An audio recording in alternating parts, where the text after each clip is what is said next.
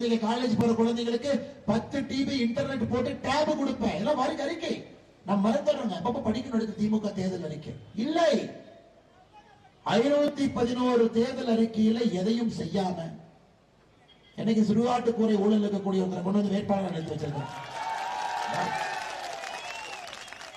இவங்க நீங்க யோகிய மாதிரி நம்ம ஊர்ல சொல்லுவாங்கல்ல, யோகிய வர்றா சொம்பெடுத்து உள்ள வையும், அந்த மாதிரி இருக்குது. முதலமைச்சருடைய பேச்சு சேலத்துல யோகிய வர்றா சேலத்து மக்கள் சொம்பெடுத்து உள்ள வைங்கன்னு சொல்ற மாதிரி இங்க வந்து பேசிவிட்டு சென்றிருக்கின்றார்கள் அன்பு சகோதர சகோதரி. அதனால் நாம் தெளிவாக புரிந்து கொள்ள வேண்டும், தமிழகத்திற்கு தேவையில்லாத ஒரு ஆணி என்றால் அது திராவிட முன்னேற்ற கழகமும் அதனுடைய அரசும் தான் ஒரு தேவையில்லாத ஆணி. நமக்கு வேண்டாங்க. 2024 என்ன தைரியத்துல மக்கள் முன்னாடி வாட்டு கேட்கிறான்னு கேள்வி. என்ன தைரியத்துல இங்க ஓட்டு கேட்கிறாங்க? இவங்க என்ன செஞ்சிருக்கிறாங்க இந்த 33 மாசத்துல? இவர்கள் செஞ்ச 5 விஷயத்தை